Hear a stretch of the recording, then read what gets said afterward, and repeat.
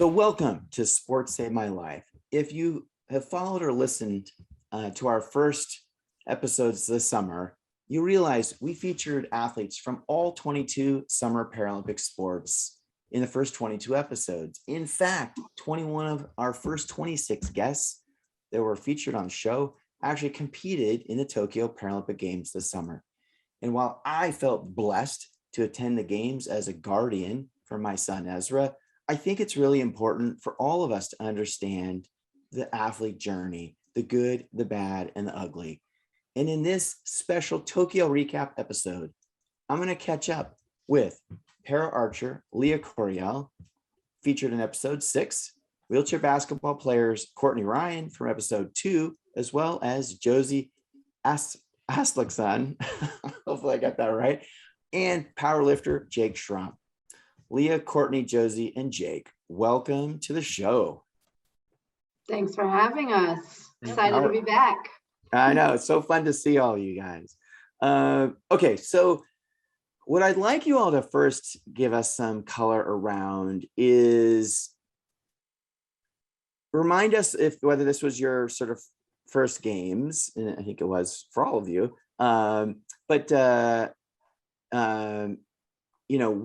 what was sort of what were your expectations going into Tokyo, and sort of what was your mindset? And Lee, I'm going to drop it to you first. Okay. I was in Rio in 2016, so it was actually my second game. And I was saying earlier that they couldn't have been more different. I was a little worried going into Tokyo that it would be very clinical, very, because of all the COVID protocols, that we wouldn't be able to actually connect with people from other teams or learn about other cultures or whatever. And that ended up not being the case. I mean, the protocols were pretty strong, as you know, you were there, but we still were able to learn about other people and other teams and, how the rest of the world works and comes together. So you were worried it was going to be sort of almost like sort of procedural and sort of too medically focused and sort of sterile or something. I thought we were going to be like for Australia had to be, where literally they had a line around their dorm or whatever you call it, and they weren't allowed, like they had all their food delivered and everything. And I was like, oh my Lord, I don't know how well I would do with that. But that did not end up being the case for us. I did hear about the Australian team, which is kind of crazy. Jake, what about you? What was that mindset going in, and what were your expectations in terms of the experience?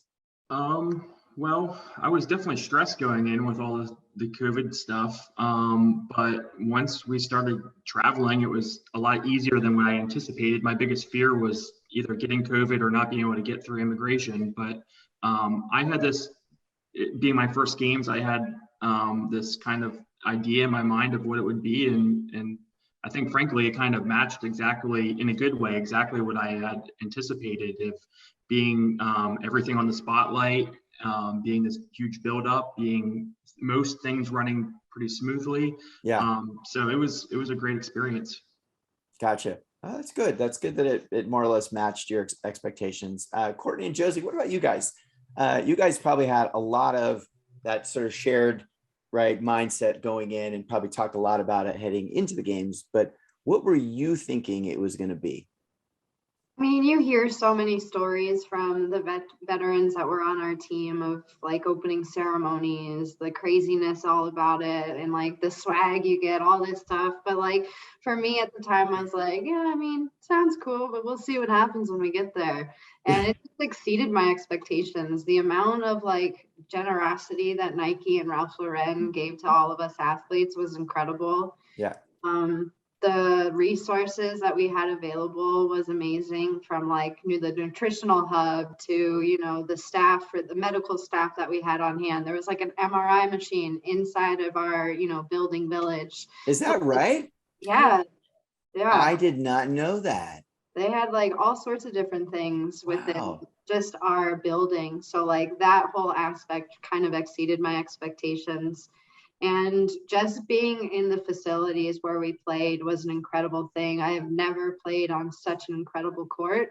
And just like there were times where, if it weren't COVID times, where I would just sit there and just imagine like how incredible this place would be if there were, filled with fans, because the arenas we played at were so big. And, you know, it was just an incredible experience, like just Yeah. being in the facilities and, you know, being a part of that, you know, being a part of that historical moment of the COVID Paralympics of 2021. Josie, what about you? What were your expectations going in? I think I was also expecting it to be more clinical, like very like locked down, and it was a quieter experience than, like Court said.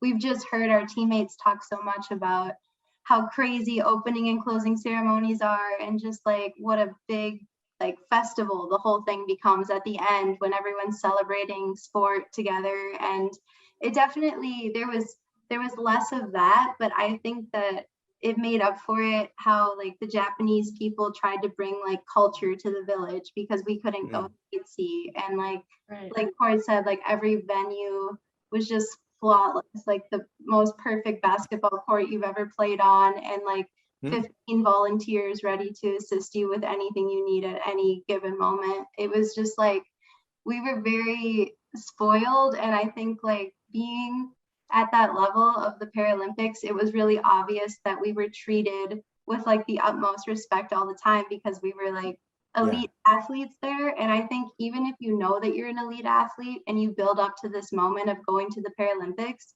you don't really fully get it until you're there being treated that way. You're like, oh, I'm a Paralympian. This is crazy. You mean you're not treated that way every day? Come on. I mean, I wish. Well, your comment about the Japanese bringing a little bit of their culture into the village in your experience, it's really interesting, because you're right. Because even, I mean, I wasn't an athlete or a coach, but the volunteers would hand me little things, you know, little chopstick holders, or, you know, like little anime things, or like I got all these like little gifts for people that had no idea who I was. They just knew I wasn't a Japanese person, right? So there was a lot of that. So that was really, really cute. And it's nice to hear that because I really wanted to go see all of you compete, but I couldn't go anywhere. So I didn't know what was the quality of venues, but it looked beautiful on TV. I mean, I watched as much as I could. Talk to me a little bit about the stress heading in to the games, because I again, I felt it, you know, just dealing with the prep and the tests, and was I packed right, and the documents and all that stuff. But curious from an athlete standpoint, and maybe Jake, you can start us off, because you mentioned it earlier. Walk us through that anticipation ahead of the games that I think was different than probably it would have been without COVID. Yeah. Well, for me, I was the only athlete in my sport. So I was the only powerlifter, male or female. So usually if we're like traveling for a big competition internationally, which we've had several this year, with all the COVID protocols, you've got a million questions. You don't want to bug your coaches nonstop. So you had someone else to ask questions and bounce ideas off of and make sure you're doing things right. And for me, I didn't really have that. So I felt, so you like normally you might like ask a question of your coach and then ask your teammates something to not bother your coach for everything, right? Yeah, like, hey, do we really need like all 6 apps or whatever? So I felt a lot of stress just trying, on top of what felt like daily COVID update liaison emails, on top of regular work. It was, I'm sure in a normal games, there's so much stress of just trying to perform well, so you don't let your teammates down or your sport down or whatever. You want to perform well. So the whole pandemic stress on top of that was just something I had not really experienced before. And it just felt really relieving to get there and know that, okay, I'm probably good at this point and I can just focus on competing, and that's the easy part. Josie and Courtney, what about you guys? Did you feel that same stress around the COVID tests that we had to do? Yeah, and I can't imagine being in Jake's position, because we really relied on each other as a team to like we would sit down as a team and have a team meeting every time we talked about getting a new app downloaded that we had to download, or even testing. We like Zoomed together as a team and tested together so that we were really. Yeah. They That's wanted so us to do cute. That was Yeah. like a team building thing or what? just to make sure that we all, because it's so strict with the 72 hours before your flight, we wanted to have it to the minute of us all doing it together and just knowing it was all synced up right. So that would have been a lot of pressure. But I agree as well that all of that can become such a hassle that you're like, oh my gosh, wait, I'm like going to compete for gold. I mean, you're thinking of like what you need to go do basketball wise or whatever sport you're in. And it is distracting to have to worry about just getting all those tests done. Yeah, I think too, like just to comment, it's really not that cute when you're watching 15 people stick swabs up their nose, just for reference. So that was a stressor for me. I'm like, do I look ridiculous right now? Yes. Well, hopefully no one was recording. Probably. It got Was to a anyone point where recording? like, we had to take selfies for the test. And at the end of it, everybody was sending their selfie to the group chat that we have for our players. It got to be really funny, but I agree with, Josie and Jake that it was like an added stress. This is a unique experience. And that's why I say that this was a historical Olympic and Paralympic Games for a lot of us, whether you are a veteran or your first time being in the games, being that it was a COVID year. It's not just the stress of like the competition, obviously building up and getting that close to your first game or first competition. It's also the stress of, okay, did I download all the apps? I completed my tests. What do I need to pack? How much do I need to pack? Because I hear we get a lot of clothes. So it's like all this like added stuff. Like, do I have all my paperwork? Do I have my COVID vaccination card?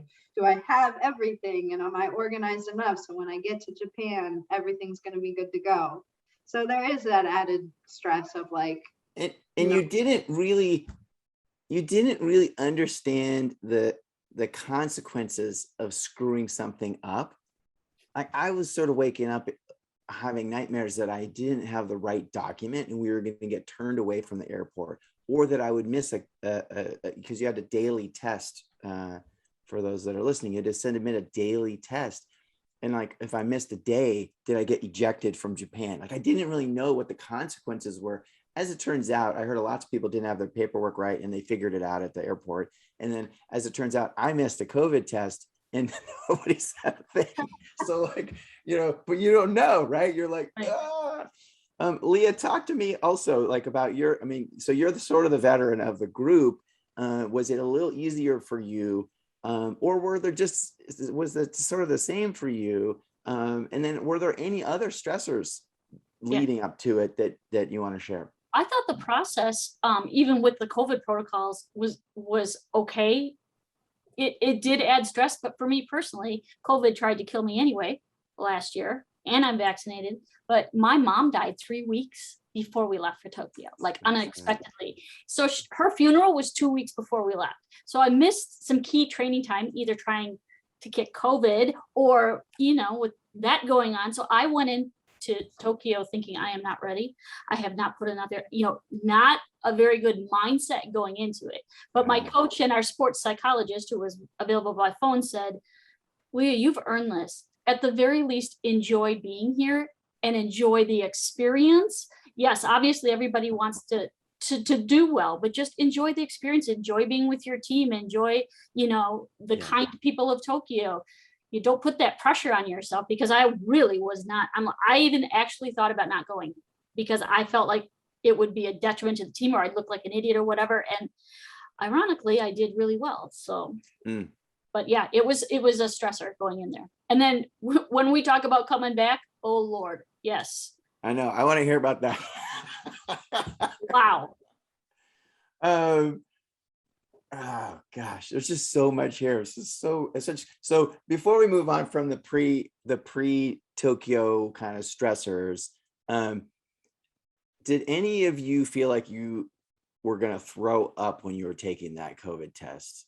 Because man, that was so I didn't understand why I felt that way. And then I talked to Jay Snyder, Mallory Wegman's husband, and he's like, didn't you feel like you're going to throw up? I'm like, yes, that's exactly how I feel. Really? The one where you spit in the tube? No, the one, well, I don't know, whatever your test was before you got on your flights, right? Like, are you negative and are you allowed to go? Oh, you were waiting for clearance. The clearance made you want to throw. Okay. Those ones were so stressful. Did any of you guys have malfunctions in the tests? Mm-mm. No. What happened to yours? My did? first, you get a box with 4. My first 3 were malfunctioning and they weren't showing any results. And we're like, I'm freaking out. And so then we're on the phone with the main guy or whatever. And he's like, you're just not pushing it down firm enough. And I'm like, You're a weightlifter. Yeah. this is what I do. I can push down, So luckily the 4th one worked. And then my coach, she overnighted her spares, so it all worked out. But that was part of me freaking out leading up to the departure. That's such a great story that the power lifter wasn't pushing his tube down hard enough into the test. That would have been much more stressful if I were like you alone, because we, like the basketball team, we did the push down turn and I'm a quad, so I couldn't get it to push down. So we actually turned it upside down, push from the bottom. I wouldn't have thought of that. So yeah, I feel bad that, trying to navigate that all by yourself, that would not be fun. Grateful that we had like our team rep and our doctor all on the Zoom call to help us through those steps. Yes. But there was a point where like everybody was starting to get negative tests. And I was just sitting there like staring at my test. I was like, why is everybody else? Mine's not working.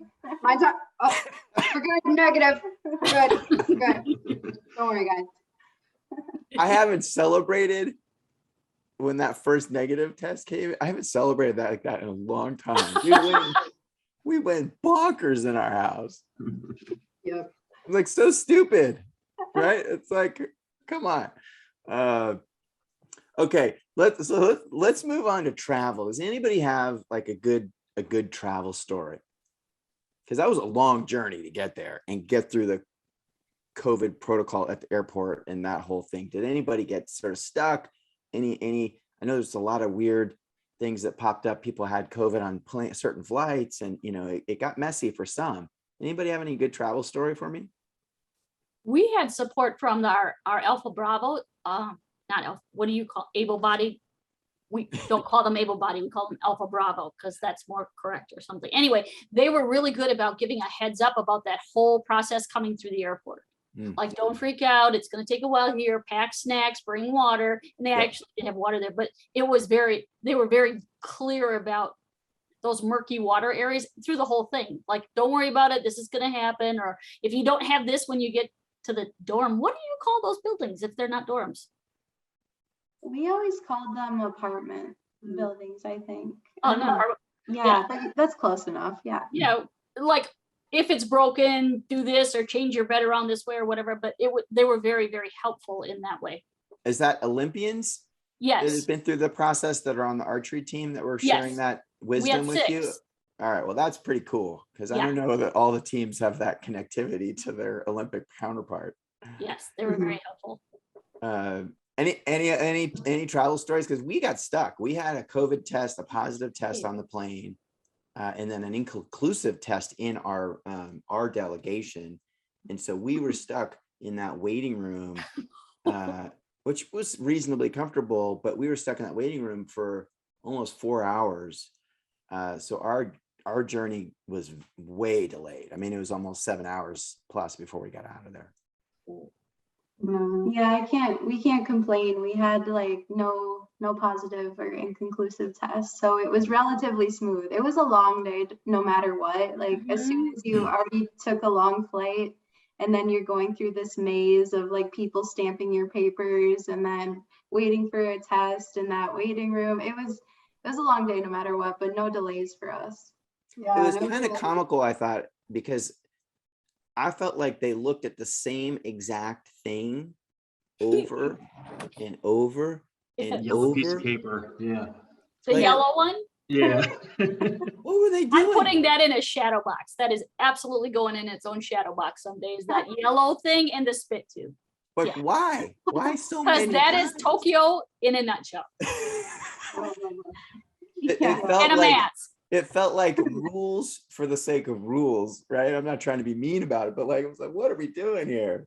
Well, Yeah. it's a good thing that Americans aren't the only one that have the corner on making rules for rules. I mean, that made me feel better.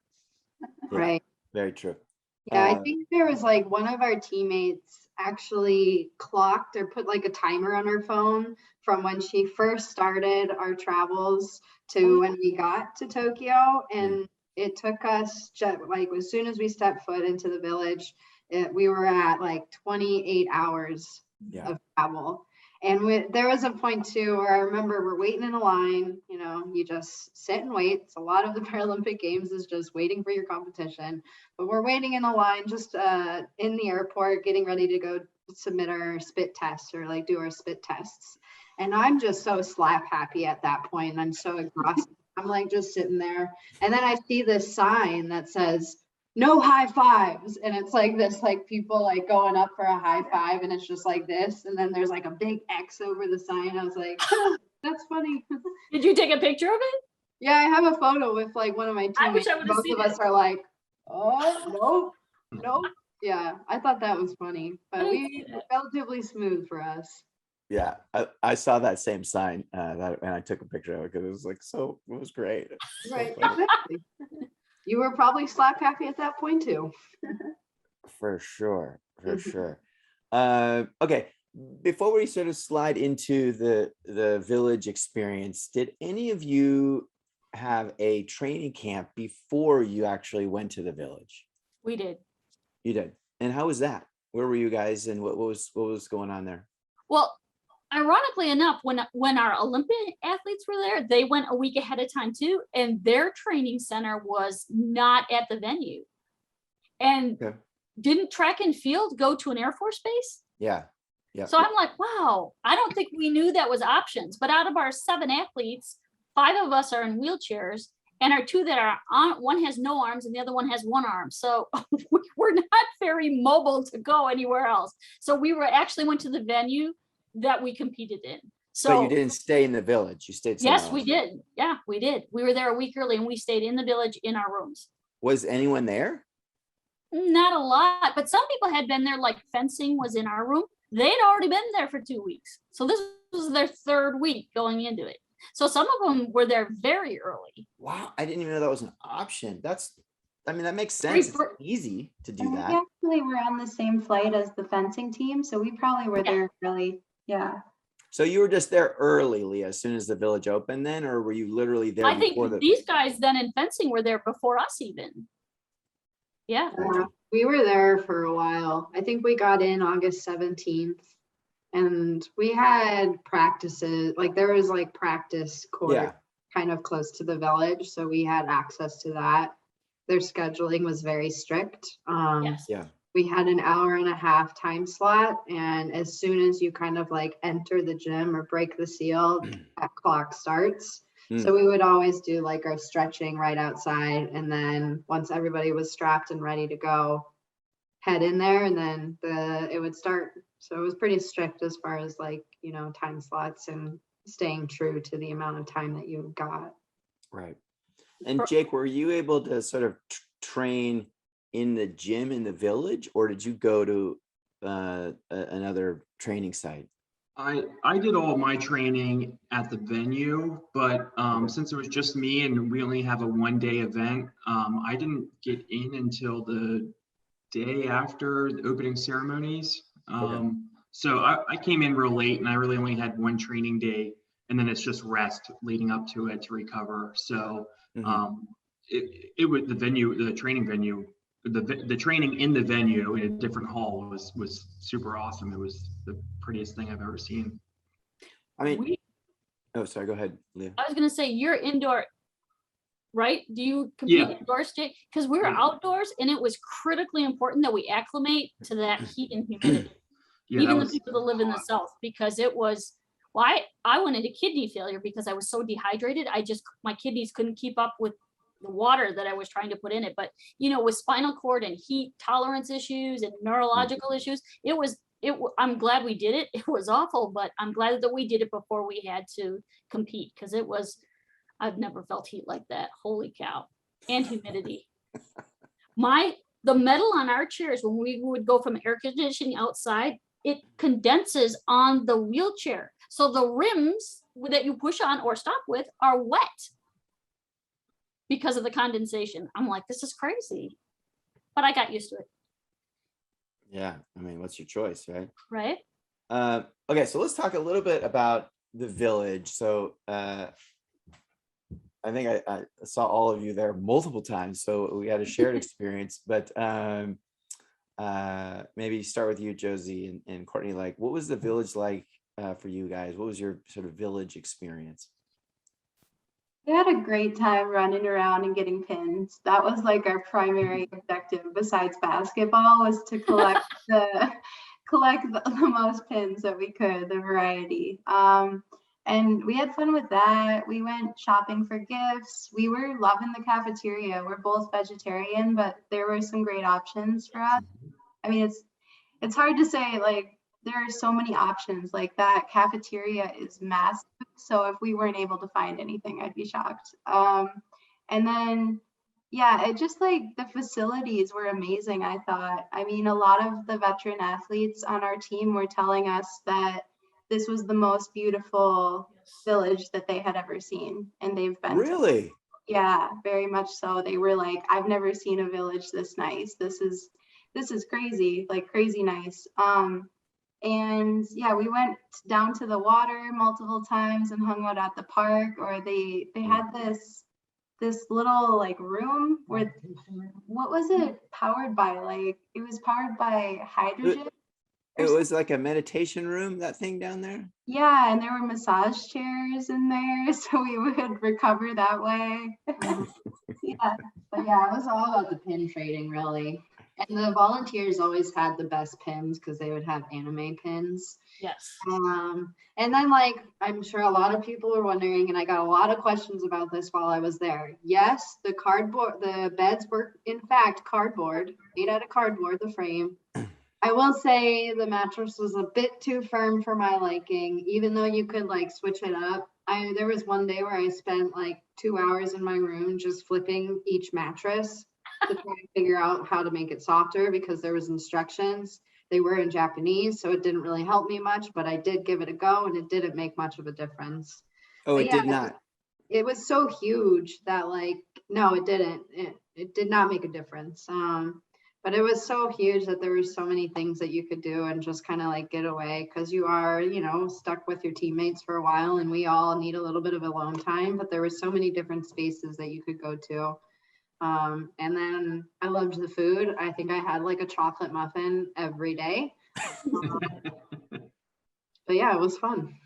Who were you guys roommates or what No. happened? But you just made me think of something when you brought up the mattresses. So our team would, like, half the team was very, very much struggling. Like, every morning we would meet as a team, and half the team was like, oh, my back, oh my God, like, this mattress is horrible, I can't stand it. And so finally we got away to Amazon Japan things in, and then our team got really distracted with, like, well, not from like competition, but it became like a hobby of people to just go on to Amazon Japan and buy like souvenirs and t-shirts for themselves, because we couldn't shop really in Tokyo. So people would be buying like anime books or t-shirts for themselves, because it's only stuff you can get when you're there.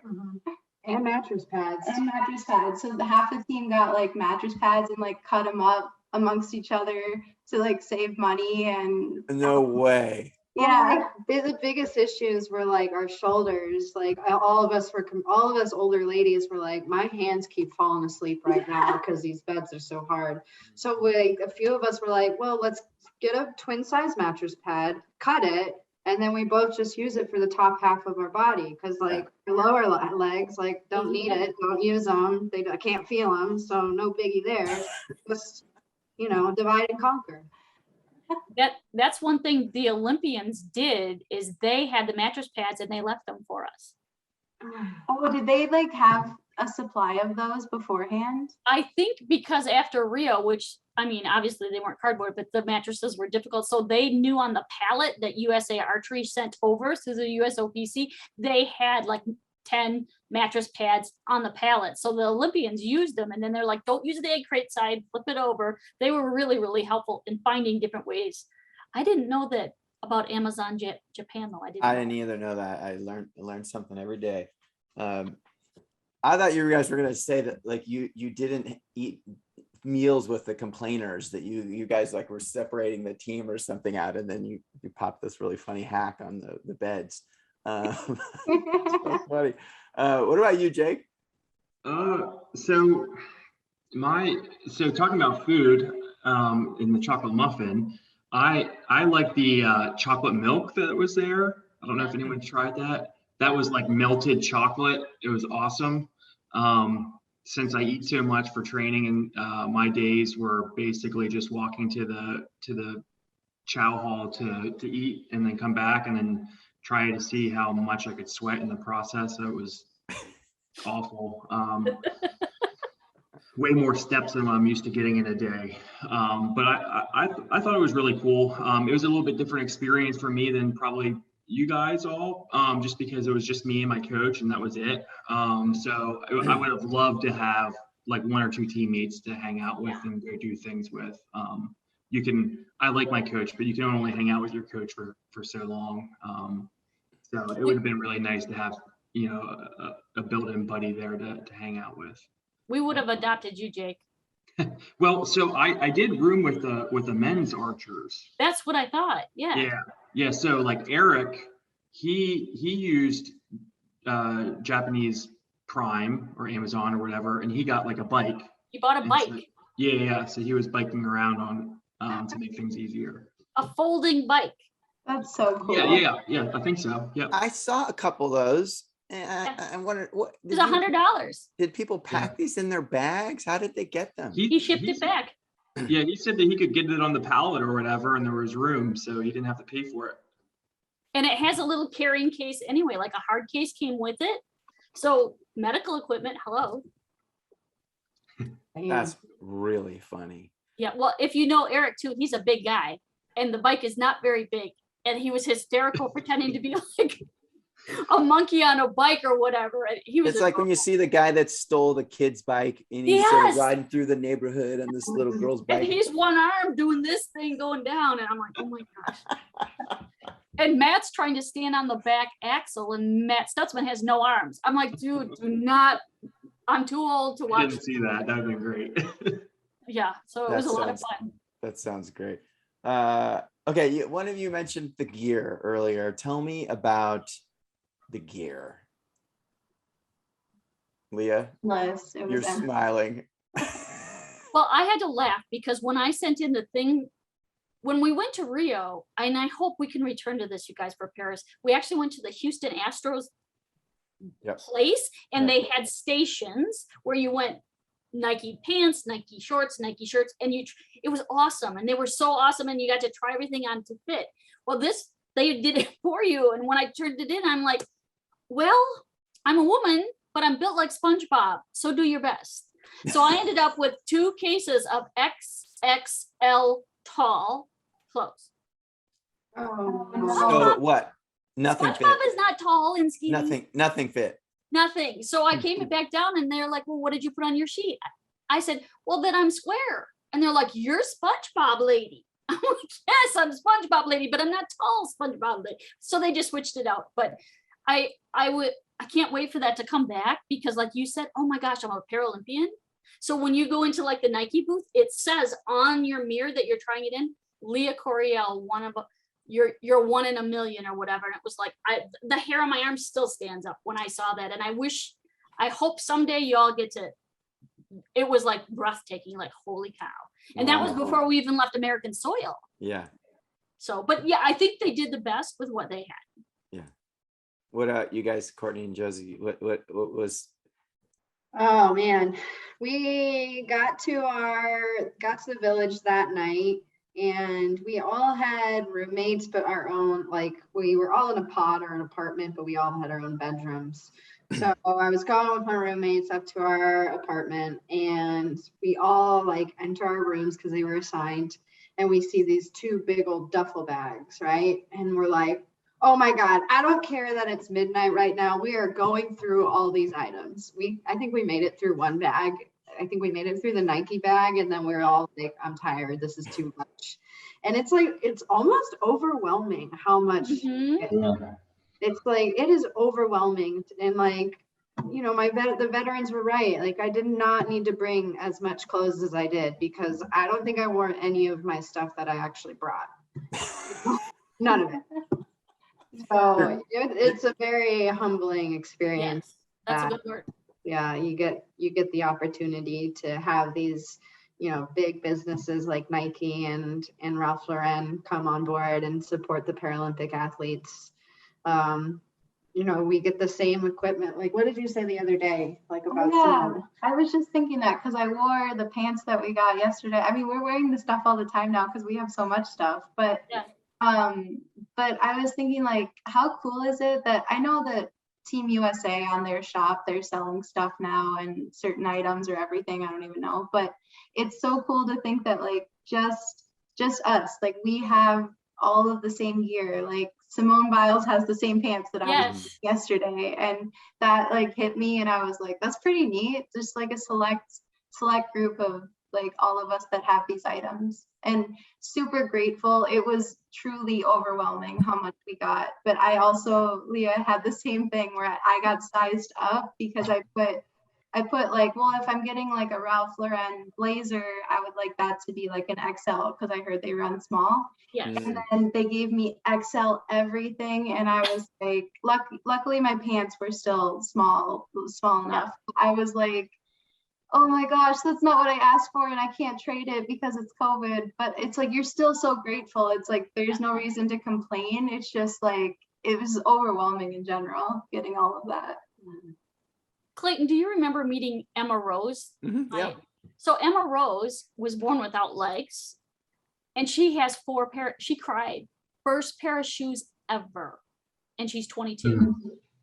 She was like, holy cow, I own shoes. So she and I found a way to use double-sided tape to tape them to the foot plate of her wheelchair. So she had shoes everywhere she went. It was cool. I think I saw her. Yeah, little redhead. Yeah. Everybody's like, or they would take her chair to put under the bus or whatever. And she's like, no, they stay. I just thought it was the coolest thing ever. She was just so blown away by it. And I'm like, man, humbling. Like you said, it was humbling. That's such a sweet story. Yeah. Wow. Fascinating. I know, right? All right, let's move on. It sounds like, Jake, you missed opening ceremonies. I'm curious, Josie, Courtney, and Leah, whether you attended or you just did the staging thing where everybody kind of got dressed and came down. And what was that like?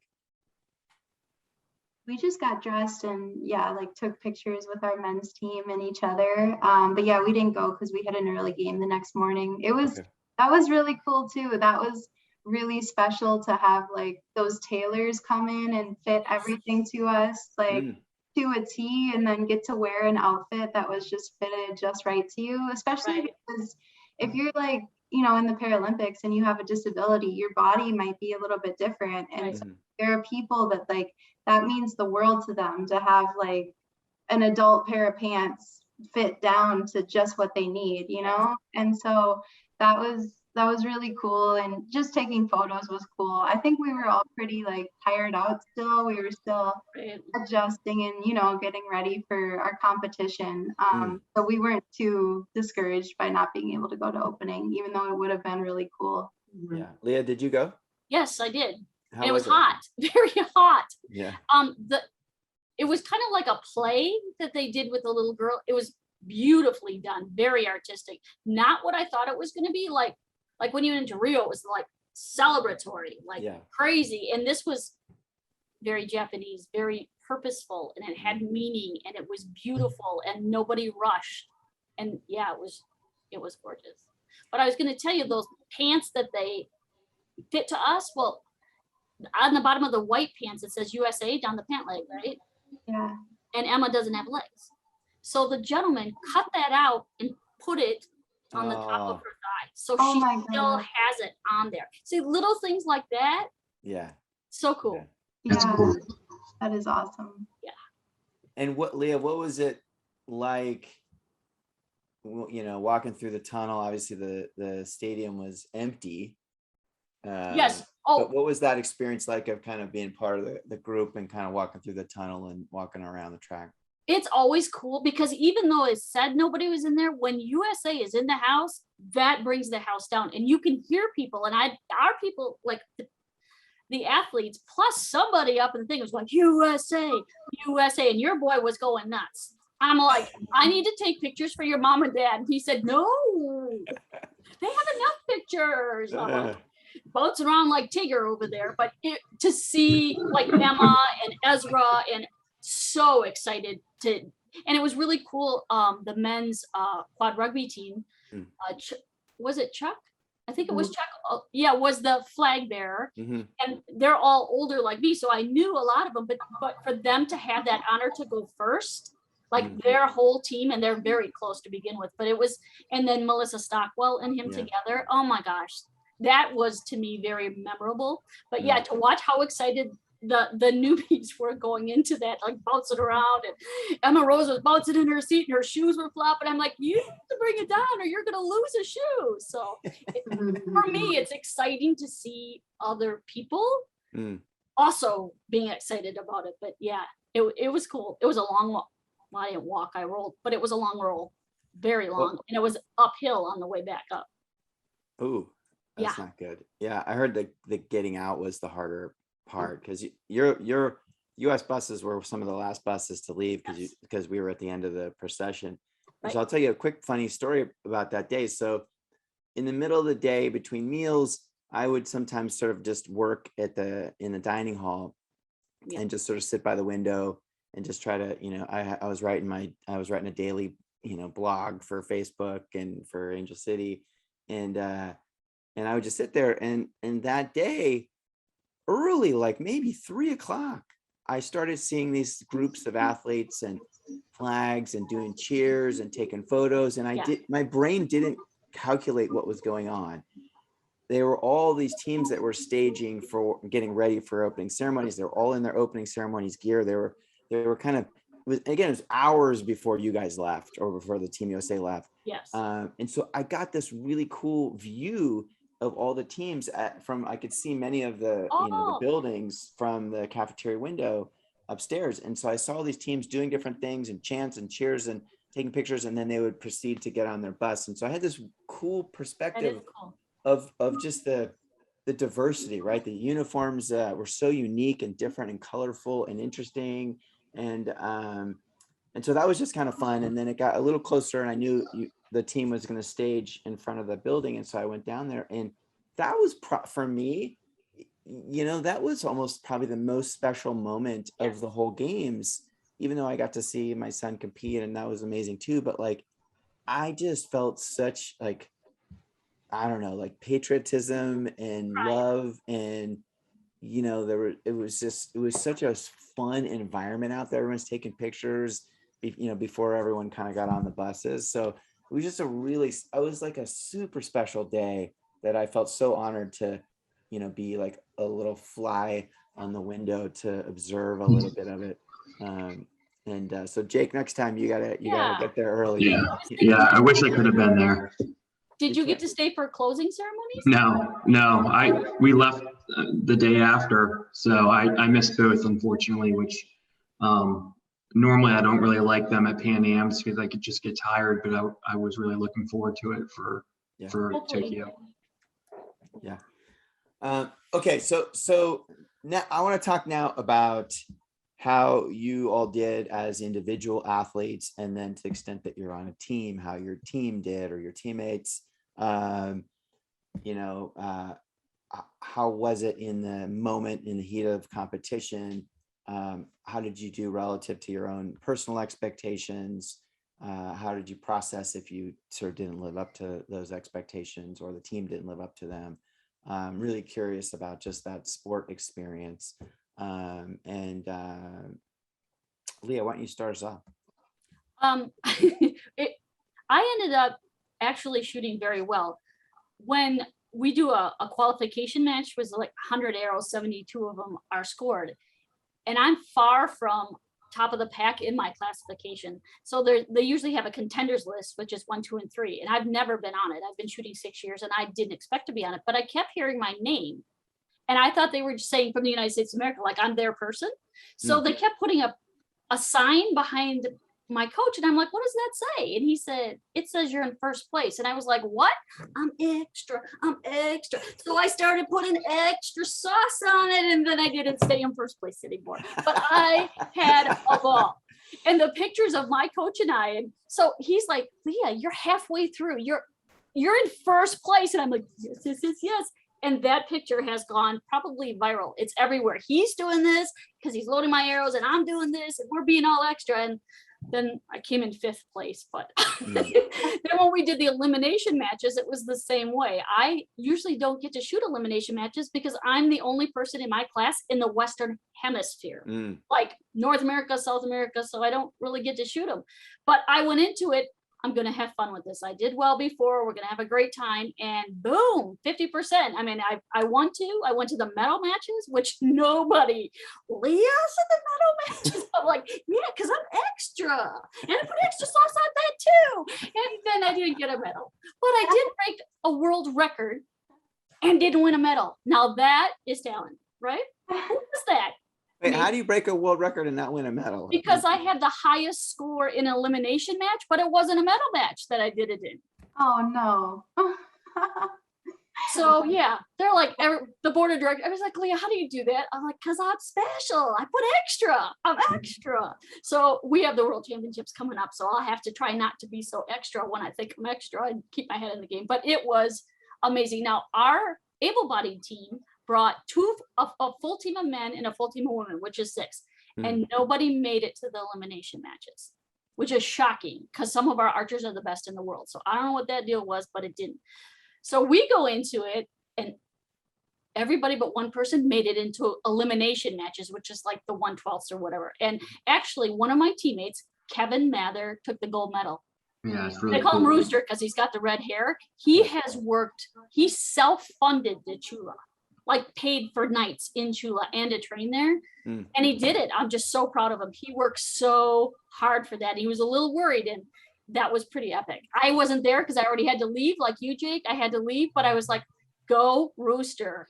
He downplayed that so much. Like the whole time he was like, Jake, how you doing? Like, I can't believe this is what you're up next. And then he just like downplayed the whole thing. And then the day I left, I'm at the airport where we're finally get Wi-Fi and I'm looking to see what I'm like, holy crap, Kevin just got a freaking gold medal. That was awesome. Yes, it was really, really cool. And just the smile on his face and the relief. And I'm like, he went to Hawaii. He's getting back today. I don't blame him. I would have went to Hawaii too.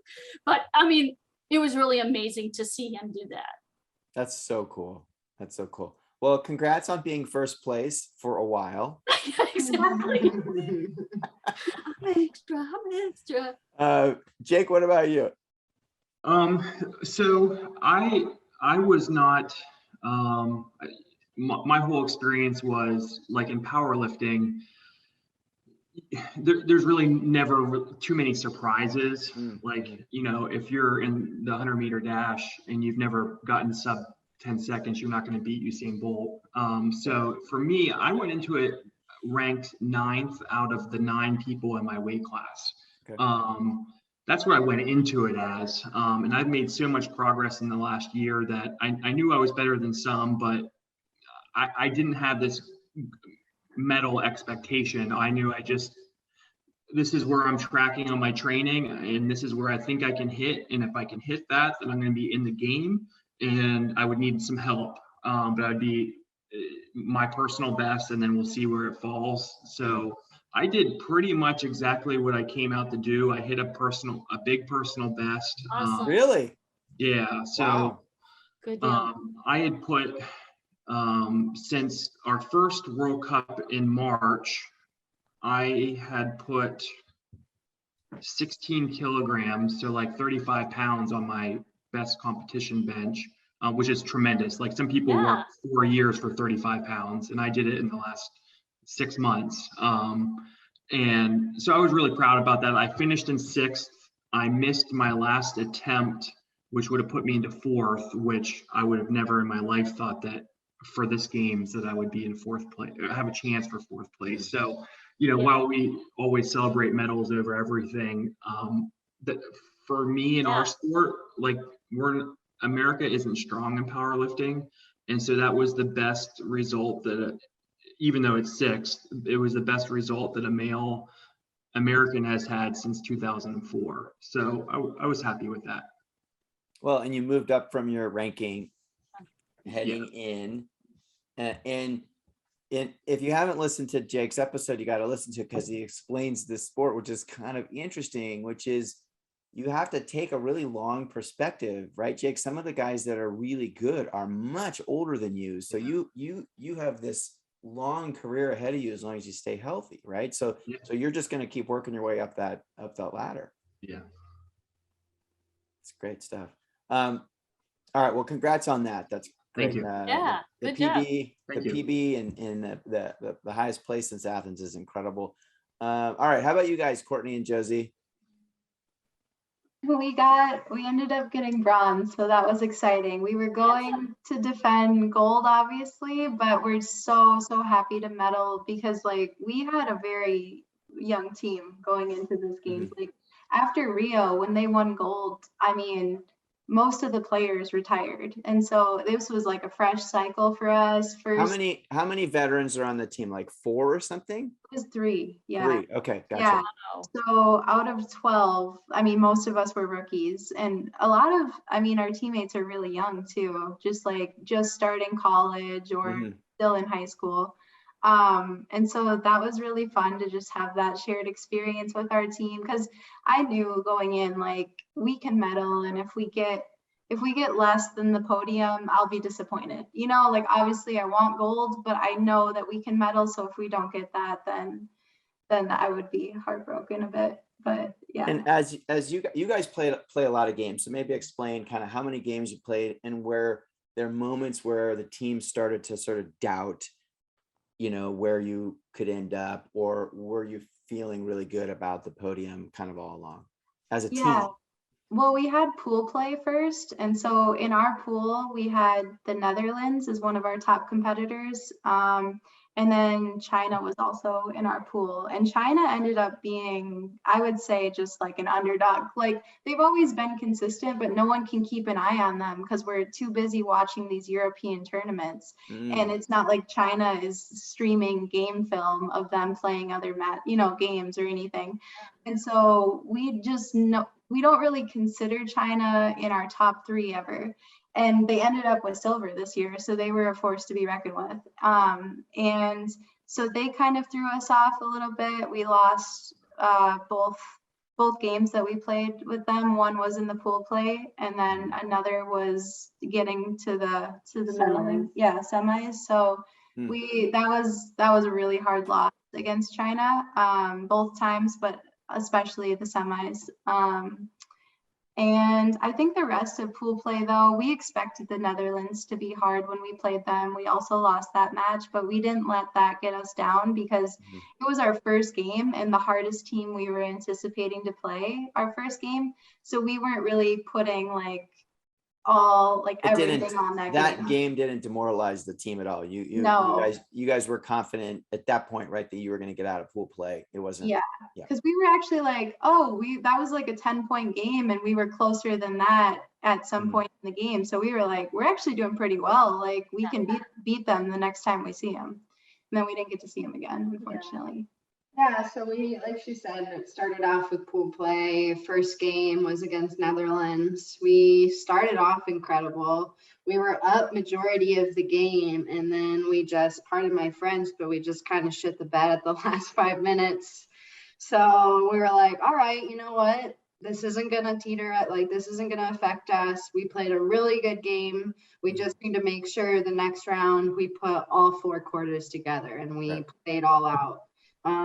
Played Spain the next game. We were able to put all 4 quarters, played really well. And it was really exciting too, because a lot of our younger players that come off the bench, they actually got to come in during that Spain game. So like to see their name getting called, you know, Yes. from the bench and just seeing like their eyes go wide and like you could tell like they're so excited and so nervous, like so many different emotions going So on. some of those younger players hadn't gotten any playing time during the Netherlands match, but they did get playing time during Spain. Yes, correct. Yeah. So yeah, that was an awesome game to see the younger, like the next generation of athletes who will kind of take over once those older ladies head out. Was really exciting to see. And then like she said, yeah, China was a crazy surprise. You know, we did well. We were doing really well. We were up, I think like at halftime during pool play, we were up at least like 24-7. Yeah. And then they came out and they were just a completely different team. Like they couldn't pay to make a shot that first half. And then the second half, third and fourth quarter, they made everything. And we're like, we are jumping, we are trying to block their shots, their passes, and they are just hitting everything. And I think, you know, kudos to China. They did an incredible job at coming back and not letting that first half affect them. I think it was really, really great coaching. Yeah, that feels like coaching to me. I mean, that's a pretty amazing story. Yeah, so it was a great game. And then we ended up going top 3 teams head into pool play or head out of pool play for rankings. We were 3rd place and our first game was against Canada, which for some of you who may or may not know, they beat us in the gold medal game in Peru for the Parapan game. So we were like, ooh, redemption, let's do it. Let's get it. Like a lot of nerves, but we decided that night we had a great session with our sports psychologist over Zoom. And she was like, you guys just need to come up with a term like that's going to unite each other. Or if there's a mistake, you know, like let's just use this word to unite each other rather than like getting upset, because you already know if you make a bad pass, that person's already upset of themselves. So we're like sitting in one of our teammates' apartment, like kind of looking around, figuring out what word or what word can we use? Is there a phrase that we can use? And then I like look over and our coach, one of our assistant coaches, her kids like bought her a big old tub of cheese balls. So I was like, guys, cheese balls, let's just make cheese balls. And so like during the rest of the tournament from Canada all the way up to the bronze medal game, you know, if somebody had a great shot, we were like, oh, that's cheesy. So somebody's going up for a foul line shot, and they're, you know, they hit a shot, make their first one. Oh, that was very good. That was very good.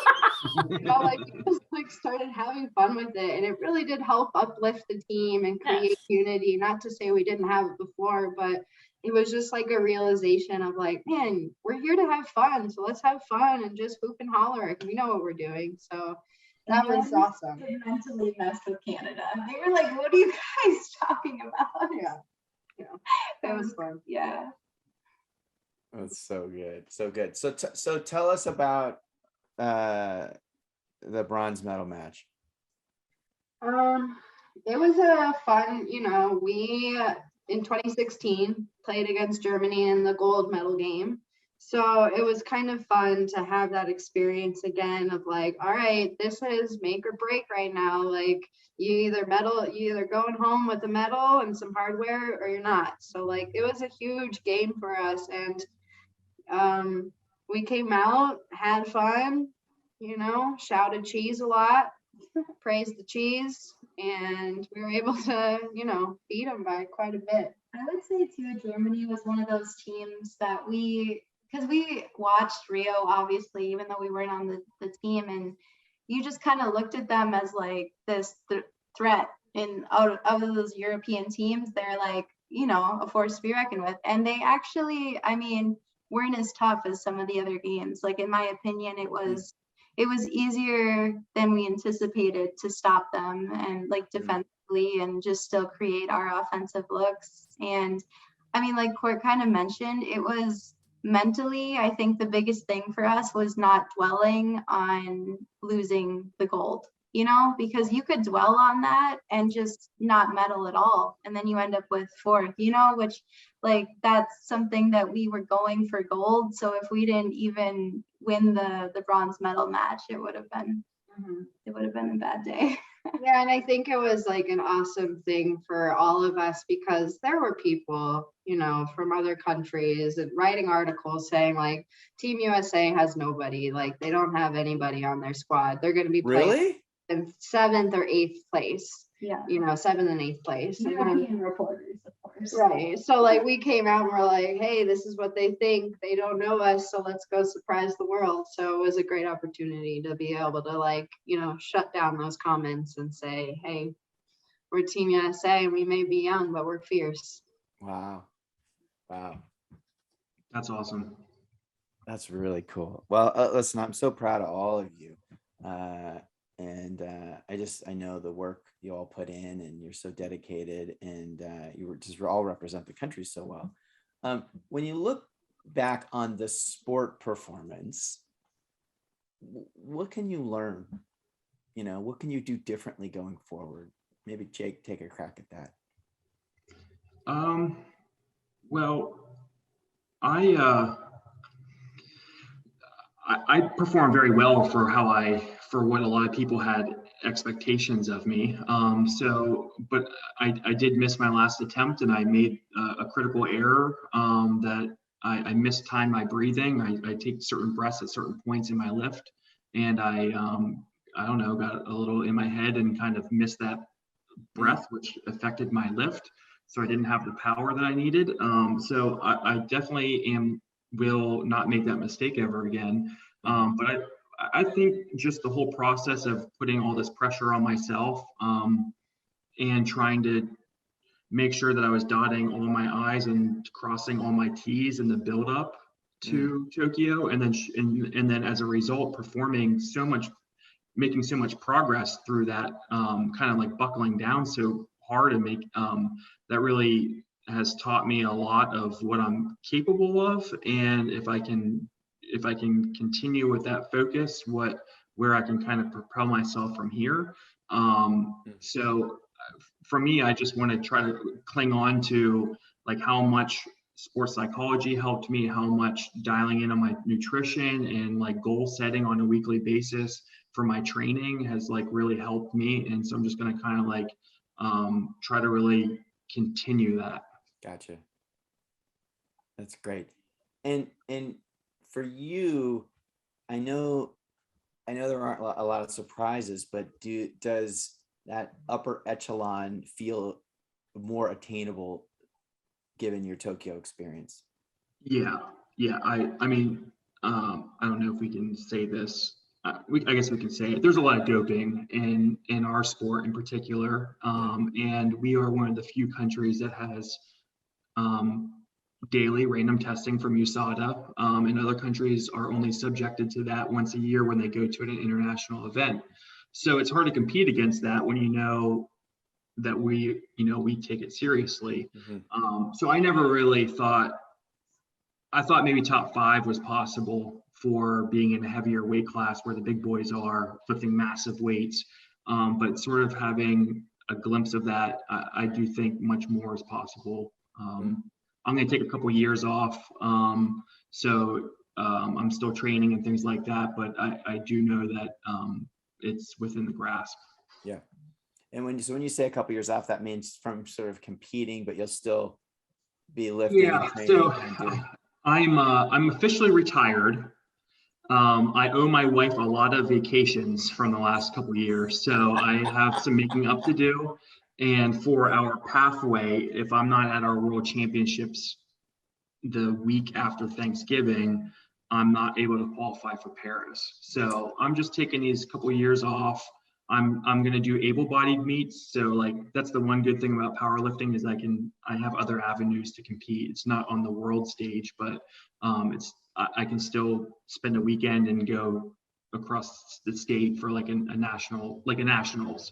So I'm gonna scratch that itch with competition in the meantime doing that. I would like to get back into it for LA, but who knows if life happens and things like that, maybe I might enjoy this time off traveling and eventually we'll have kids and things like that. So Okay. That's sort of where I'm at the moment.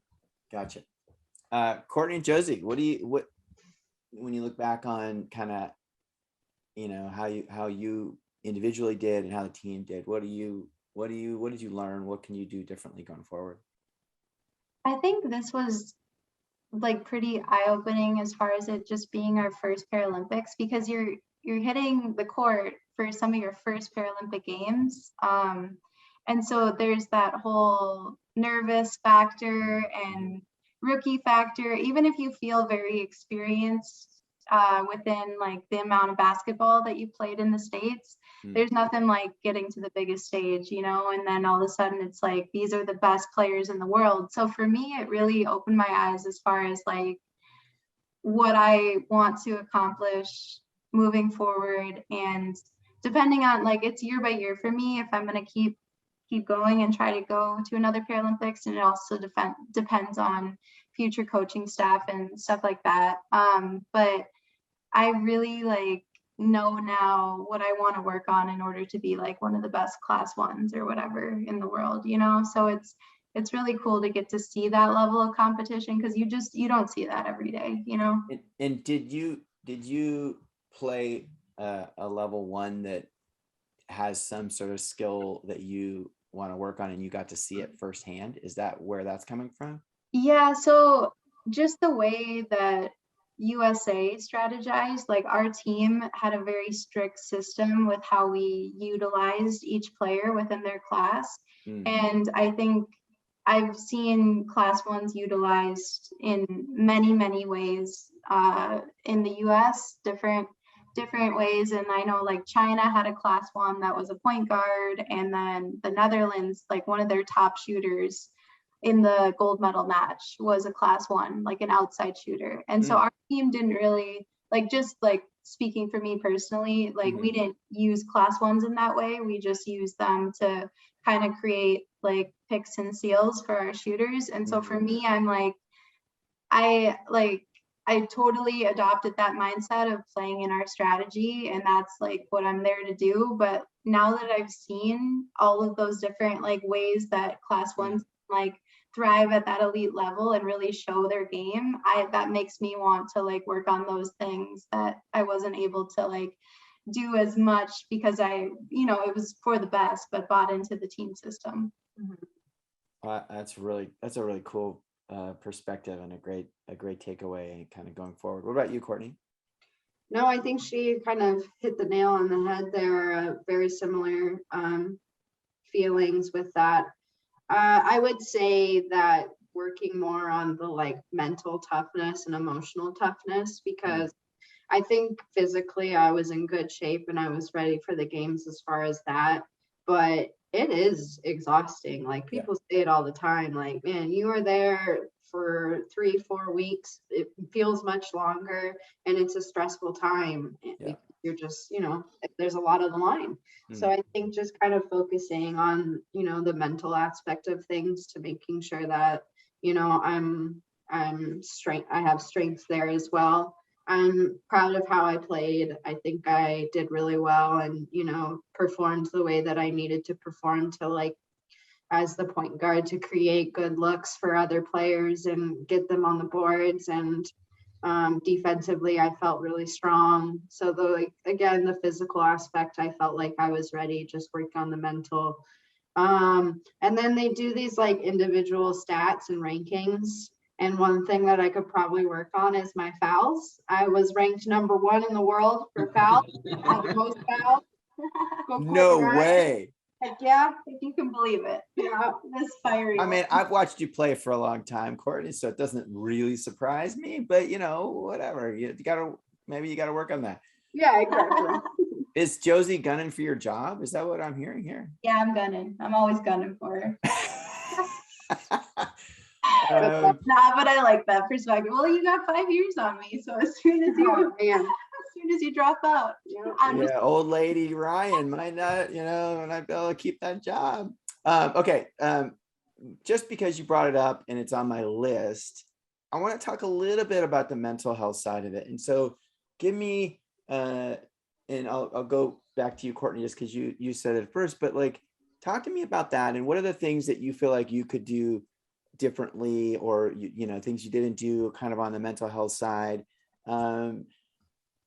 And also maybe talk about the trend, because we can kind of start to wrap this up, but sort of talk to me a little bit about the mental health side of transitioning out of the games, right, cycle, and coming home, and just sort of, who are you? What are you doing? I mean, what's going on there? Because I think this is a piece that we all need to better understand, is the mental journey for athletes.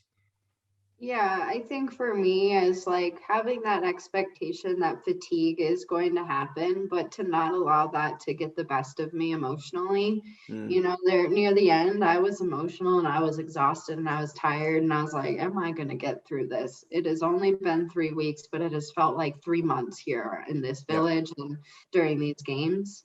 So again, just working on that and really relying and accepting the resources that we do have available. I think I could have done a better job at reaching out to the sports psychologists that were on staff, you know, just to kind of have a listening ear and be able to talk about my concerns or problems within, you know, playing in the games are some things that I would have done differently just to kind of support the mental aspect, because let's be honest, sports is not just about physicality, it's about outplaying and outmaneuvering and outsmarting the opponent. And when you're already mentally exhausted, I think that can cloud that vision for you. So just knowing that I have those resources available and not being ashamed of it, and is one thing that I definitely took away from that experience, just as far as mental toughness. And after the games, honestly, I didn't really have like an issue of like, who am I now? I have a full-time job. I still coach at the university, you know, I'm the assistant coach. And, you know, that part wasn't hard. It was just, again, dealing with like, my gosh, like when is this exhaustion going to stop? Like, and allowing myself to just feel the exhaustion and take naps. Like I have this thing where I feel I have like a guilty conscience when I take a nap that's too long, like over 30 minutes. Like you just waste 30 minutes, you just wasted 2 hours of your day sleeping. Look at you, look at you. Like, so just allowing myself, like, girl, you've been through some exhausting times, so you deserve these naps. Yeah, you do. Yeah, I do. Yeah. That's really funny. I feel the same way about naps. That's why I was laughing when you said that. Right? Josie, before I jump over to Jake, what about you on the mental health side? I would say like Court mentioned, there were a lot of resources for us there. And I think sometimes like you really can't underestimate the stress of these games. Like not only are you incredibly stressed, and your teammates are stressed about different parts of their game and what they need to do better. But your coaches are also in a completely different headspace because they're like on the biggest stage as well, and they have a lot to prove as well. And I think that like when everyone's energy is a bit off, right? Like we're all very experienced like athletes and coaches too, I guess, but it's one of those things where you can't really prepare yourself for the level of pressure you're going to feel.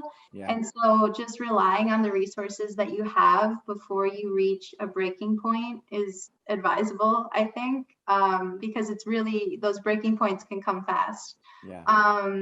And then after the games, I would say it has been a lot for me to sort of decompress after the games, because when we've shifted into this, I mean, it's been a year, right, with like leading up to Tokyo and then like the postponement coming before that. It's been like a lot of pressure and a lot of wanting to maintain that elite athlete performance, even though you've had obstacles along the way. Obviously, we all have.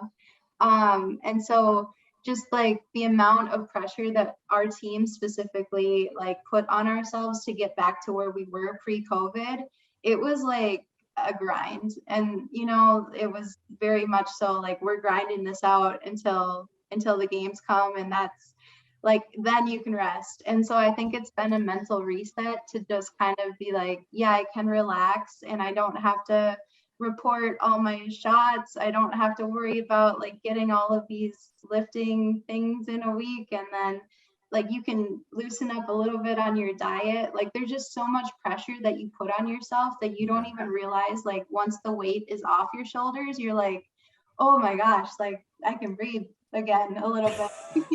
You can have that chocolate bar and not feel guilty. Yeah, Mhm. exactly. Yeah. Oh, that's great insight. What about you, Jake? Yeah, Did you struggle with this stress, the anxiety, the performance, like any of that stuff, or are you kind of the cool cucumber that you seem to be? no. I must give you some weird vibes that people that know me personally. I am like, I'm wired. I'm always right on the edge of like pushing myself to the limit of what I can do training wise, and also at work. That I can be easily set off if I'm stressed too much. But yeah, I would echo like a lot of what Josie said. Like with the pandemic extra year, it's been this really long road to Tokyo, and it seems like as you get closer and closer, you want to like dial things in tighter and tighter.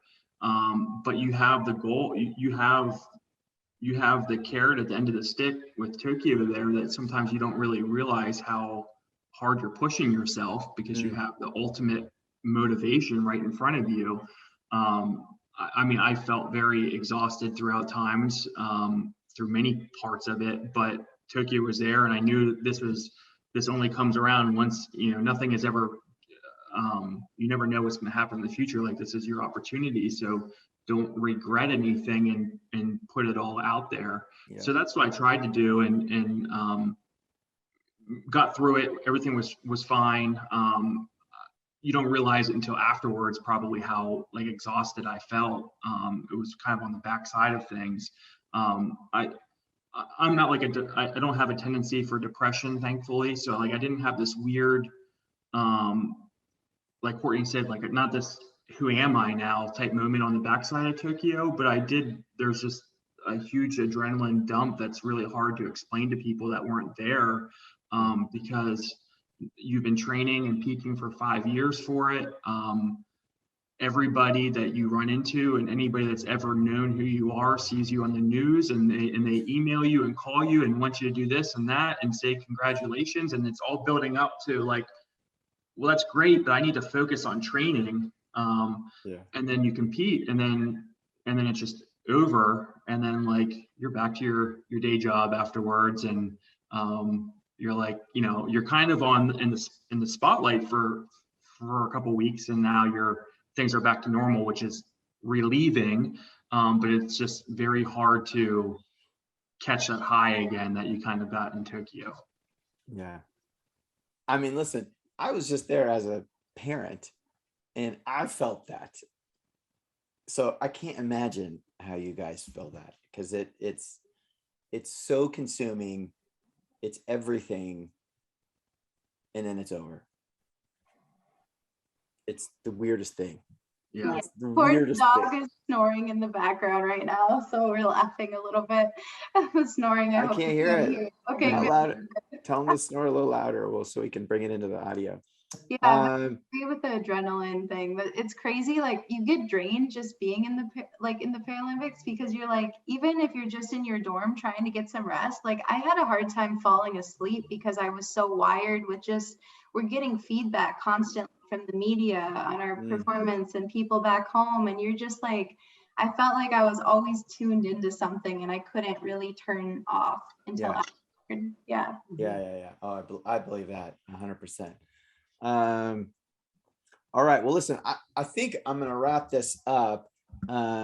Before I say my final words, any kind of final parting wisdom, advice, something you forgot to say? We just have a couple minutes, but anything that's on your guys' minds that to sort of wrap up your Tokyo experience? Maybe just, are you going for Paris? I know, Jake, you said you're not going for Paris. Courtney and Josie, are you guys going for Paris? I think we would like to, like individually, I think that we both would like to. I think it depends on what the team looks like moving forward, because the staff switches out after every cycle, and that completely changes everything. Yeah. And so it depends if we view ourselves as players, because we're both like older advanced players at this point, even though it was our first Paralympics. Like we've been around the sport for a long time, so I think we're very much the type of players that at this point we have enough time under our belt where we want to look at the staff and say, I can buy into your system or I can't, you know, and like you can use me or I don't know if I'll be of use to you, you know, just genuinely, this is my game, what's your game situation. Yeah. I mean, it makes sense. And I think, you know, with team sports, that's sort of how it works, right? You see people moving from NFL teams, NBA teams, and it's a lot of the system that doesn't fit the player or vice versa. So, well, listen, from the bottom of my heart, thank you all for your time today. We did lose Leah to a thunderstorm power outage. I think she's in Wisconsin. I can't remember exactly where she is, but it was just a real joy to catch up with you all and hear about your experiences in Tokyo. And we're just so grateful for you for being a part of the Angel City family. And Jake, I know you're taking some time off, but I hope you can come out west for the Angel City games. Still trying to get one on the calendar for this December, but then you'll definitely see a big games next summer, and we'd love to have you out here. I'm going to stay involved, so I'd love to do that. And you know, just grow the sport. You know, find more athletes and help them develop along the way. So just thank you all for your time. And whew, Paris is coming, ladies. Let's go. Coming quick. Yeah. Thanks. Thanks. All right. Thank you, guys. See you.